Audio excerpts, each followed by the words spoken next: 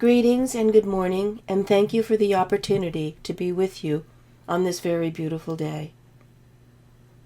I'd like to start out with a short personal story from my childhood growing up here in the Applegate. It tells you a little bit about me and also introduces what has inspired my work in my nonprofit, the Kerulos Center for Nonviolence, and the work we do in Sanctuary. So sit back, perhaps close your eyes, and imagine one summer's day. It was a summer ritual. Preparation began when north-facing snow on the bumpy dirt road leading to the peaks cleared. Wax-papered sandwiches, apple juice, oranges, peanut butter, saltines, and pickles were tucked into the wooden basket pushed up against a square box in the station wagon. The box wasn't for us. Its homemade cookies, wine, peaches, cheese, and Sunday paper were destined for others. Elsewhere, jackets, sneakers, first aid kit, binoculars, canteens, canvas bucket shovel, and a USGS map were secured. Last but not least were Parrot and Beagle. One last check that nothing and no one had been forgotten. Car doors slammed shut. 1, 2, 3, 4, and we were off.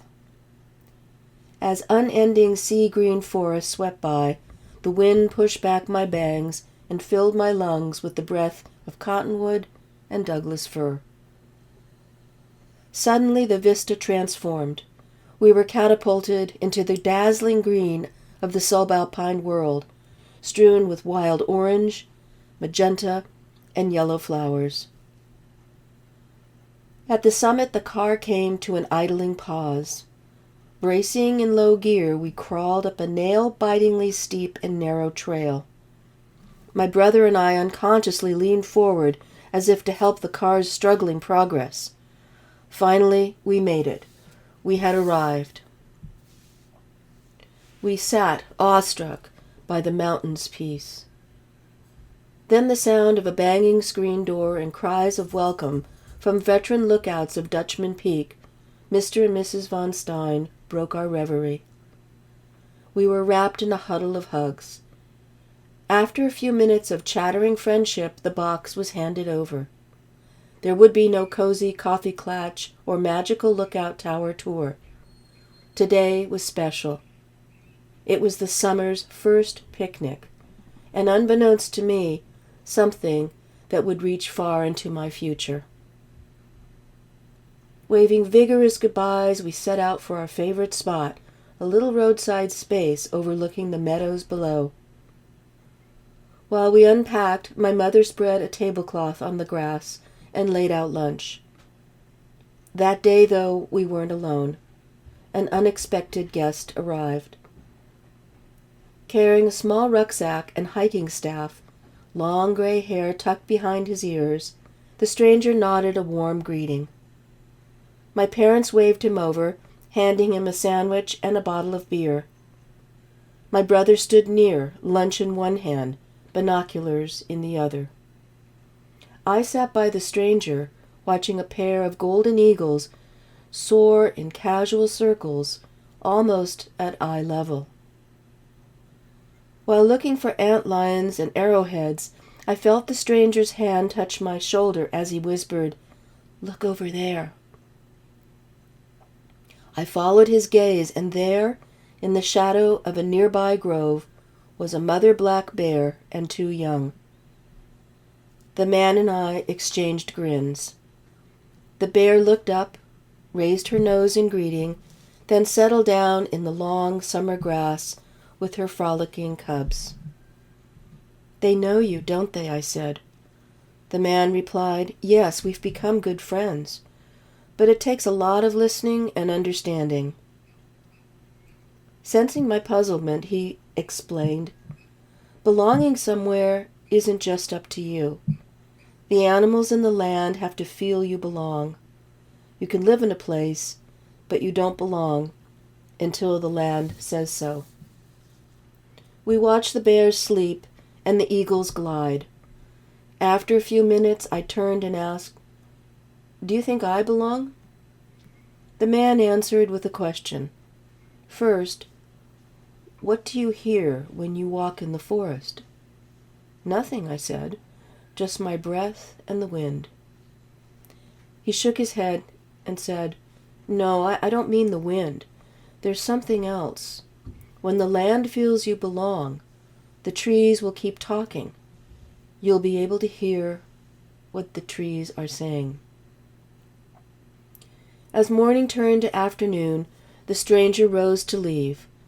Saying his goodbyes, he went down the hill and disappeared into the grove where the bears had played. I thought a lot about what he told me. It's taken time, a lot of listening, and a lot of care, just like he said. I listened and waited, and now when I wander in the mountains where he walked, the trees keep talking. That encounter stayed with me all these many years and can be credited for inspiring the work I do. For me, keeping the trees talking is learning how to live so that bears, trees, other wildlife, and the rest of nature can live their lives the way we wish to live our own. Respected, safe in our homes, and able to make a living in peace, dignity, and well-being with family and friends. This is what I believe the Buddha learned 2,600 years ago. Many of you are familiar with the Buddha's story. He was born Siddhartha Gautama, not in a humble stable, but as a prince in a sumptuous palace. He lived in the luxury of a wealthy household, eventually marrying and fathering a son. One day, Siddhartha ventured from his sparkling palace and discovered that the world was not full of uninterrupted happiness and peace. There was sorrow, sickness, conflict, and suffering. "How can it be," he asked in distress, "that there is both joy and grief, goodness and wickedness, birth and death?" These are questions many of us ponder. Life's paradoxical puzzles troubled Siddhartha so deeply that at the age of 29, which in those days was a respectable age of maturity, he took to the road, leaving everything and everyone behind, including his child, wife, parents, and a secure, nourishing life. He rejected all identities and social status and connections that had afforded him protection. For 6 years he sought out and studied with teachers, gurus, tried diverse practices intending to understand life's essential truth, its true underlying reality, which coheres the cosmos. Some of his efforts were so austere that the man nearly perished from starvation. At this point, we can imagine he said enough. Enough traveling, enough teachers, enough trying one thing or the other.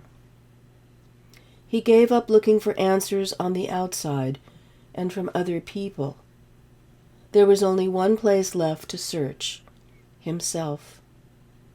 And so he traveled to the Bodh Gaya forest, lying in the shadow of the great Himalayas. There he found a huge fig tree. He vowed to sit at its roots, not stirring until he found liberation, until he was free from being hostage to life's vicissitudes, and instead find deep inner peace and understanding. And so Siddhartha sat. Outside the occasional gift of food and water, he remained alone for 49 days, after which he became enlightened, shed the illusions which appear to keep us safe, but blind us to the true nature of reality, what many of us touch and experience in deeply intense moments: birth, death, love, a miraculous sunrise.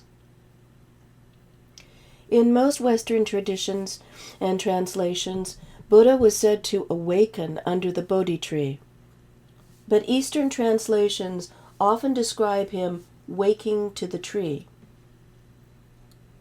the Buddha's insights did not appear in a void. He spiritually met the tree. His consciousness merged in seamless unity and harmony with the entire natural world. Some might protest that a tree, even one as ancient as the Bodhi, might be alive, but certainly not conscious.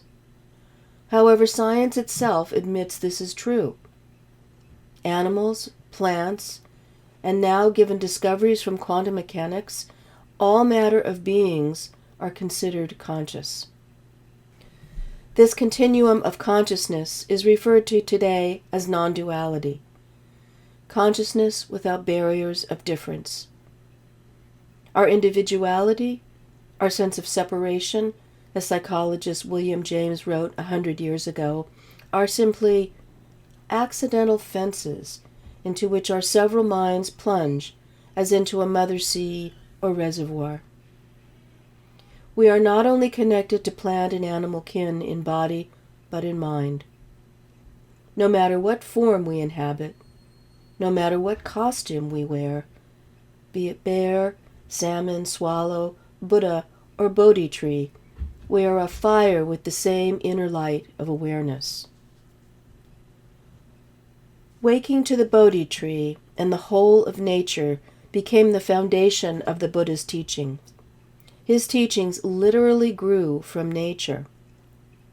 That is why, when we look deeply, we discover that core ethics and qualities embodied not only by Buddhism, but many indigenous traditions and mystic Christianity, compassion, equanimity, unconditional love, deep listening, acceptance, and unity, are reflected in our plant and animal kin. I am present to this consciousness every day at our sanctuary with the rabbits, turkeys, deer, parrots, coyotes, swaying ponderosa pines, and desert tortoises. When we look into each other's eyes, inside, beyond our outer forms, we connect to this shared light of awareness. This is why our work at Kerulos is grounded in the teachings and practices of Zen Buddhist monk and peak activist Thich Nhat Hanh. Meditation and mindfulness disable and dissolve internalized, accidental fences, and tune our bodies and minds with those of plants and animals. This is how and where the animals live. The shift to nature's consciousness is vital for saving the planet. By changing how we think and see the world, we change what we do and how we live with our beautiful Mother Earth. By bringing our ethics and consciousness into harmony with those of nature, we return to who we really are. And when this happens, you'll hear the trees keep talking. Thank you.